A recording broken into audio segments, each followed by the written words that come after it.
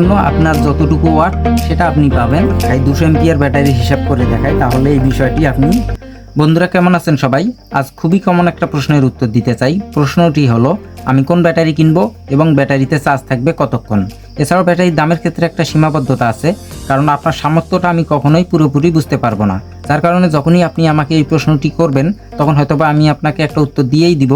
কিন্তু সমস্যাটা হচ্ছে, দেখুন ব্যাটারিটা ব্যবহার করবেন আপনি, ব্যাটারির ব্যয় আপনার, আর আমি যদি মাঝখান থেকে একটা উত্তর দিয়ে দেই এটি বেশিরভাগ সময় সঠিক হবে না। এক্ষেত্রে উত্তরটা যদি আপনি নিজেই খুঁজে নেন তাহলে এটি সঠিক হতে পারে। আর উত্তর খোঁজাটা যে কোনো কঠিন কাজ তা কিন্তু নয়, কারণ ব্যাটারির গায়ে এই উত্তরটা লেখা থাকে, প্রতিটা ব্যাটারির গায়ে এই উত্তরটা লেখা থাকে, জাস্ট আপনাকে বুঝতে হবে। তো এখানে যদি লক্ষ্য করেন, এই ব্যাটারিতে লেখা আছে 6 ভোল্ট 4.5 এম্পিয়ার। এখানে দেখুন এর সঙ্গে একটি এইচ আছে, এইচতে হচ্ছে আওয়ার, তাহলে আমরা বলতে পারি 6 ভোল্ট 4.5 এম্পিয়ার আওয়ার। এই লেখাটার মানেটা যখনই আপনি বুঝবেন তখনই কিন্তু আপনি এটা বুঝতে পারবেন। আর এই ব্যাটারিটা যদি আপনাকে দেখাই, দেখুন এই ব্যাটারিতে লেখা আছে 3.7 ভোল্ট 2000 mAh, অর্থাৎ এটি হচ্ছে 3.7 ভোল্ট 2000 মিলি এম্পিয়ার আওয়ার। তো এটাকে যখন আপনি এটাতে রূপান্তর করবেন, কিভাবে রূপান্তর করবেন আমি আপনাদেরকে দেখিয়ে দেই। 1000 মিলি সমান সমান হচ্ছে 1 এম্পিয়ার, তাহলে এখানে 2000 মিলি এম্পিয়ার রয়েছে, তাহলে এটাকে আমরা এভাবে করতে পারি, সেটা হচ্ছে 2000 AH, তাহলে এটাকে আমরা 2 এম্পিয়ার আওয়ার বলতে পারি।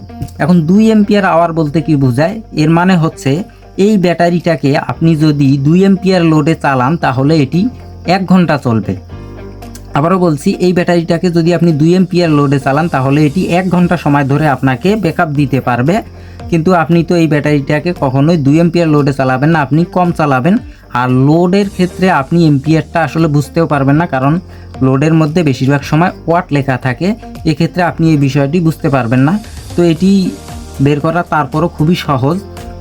আপনি কি করবেন, আপনি এই যে ব্যাটারির ভোল্টেজটাকে এম্পিয়ার দিয়ে গুণ দিয়ে দিবেন। আমি যদি এই ব্যাটারিটাকে আপনাকে আবারও করে দেখাই, দেখুন এখানে যে 6 ভোল্ট আছে, এই 6 ভোল্টকে 4.5 এম্পিয়ার দিয়ে গুণ দিলে আপনি ওয়াটটা পেয়ে যাবেন।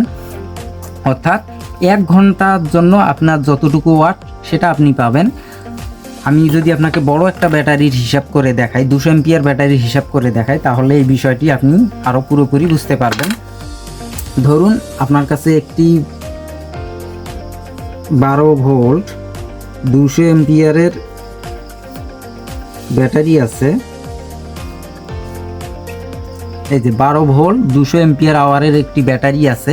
এই ব্যাটারিকে আপনি কি করবেন, জাস্ট 12 ভোল্টকে 200 দিয়ে গুণ দিয়ে দিবেন। 200 দিয়ে গুণ দিলে আপনি পাবেন হচ্ছে 2400 ওয়াট। এখন আপনি একটি ব্যাটারিতে কখনোই 2400 ওয়াট লোড চালাবেন না, কারণ একটা ব্যাটারির পূর্ণ ক্ষমতা ব্যবহার করলে ব্যাটারিটি ক্ষতিগ্রস্ত হবে, আপনি আরও কম চালাবেন। তো এক্ষেত্রে আপনি কি করবেন, আপনার বাড়িতে যে লোডগুলো আছে, অর্থাৎ ফ্যান বাতি লাইট যাই আপনি ব্যবহার করেন, এগুলোতে কিন্তু ওয়াট লেখা থাকে। তো এই সমগ্র ওয়াটগুলোকে আপনি একত্রিত করবেন। তো ধরুন আমি আপনার সমগ্র ওয়াটকে একত্রিত করে পেলাম হচ্ছে 400 ওয়াট, অর্থাৎ আপনি একটি ব্যাটারি থেকে 400 ওয়াট লোড ব্যবহার করতেছেন।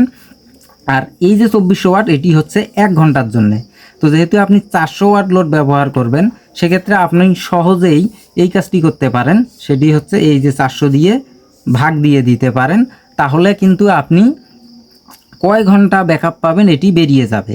তো 2400কে 400 দিয়ে ভাগ দিলে আমরা পাই হচ্ছে 6 আওয়ার, অর্থাৎ 6 ঘন্টা।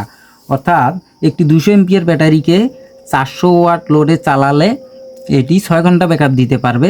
কিন্তু সমস্যাটা হচ্ছে প্রতিটা পাওয়ারের কিন্তু রূপান্তরের সময় একটা লস হয়, যার কারণে আবার একটি ব্যাটারির পূর্ণ ক্ষমতা আপনি ব্যবহার করতে পারবেন না, এক্ষেত্রে ব্যাটারির ক্ষতি হবে।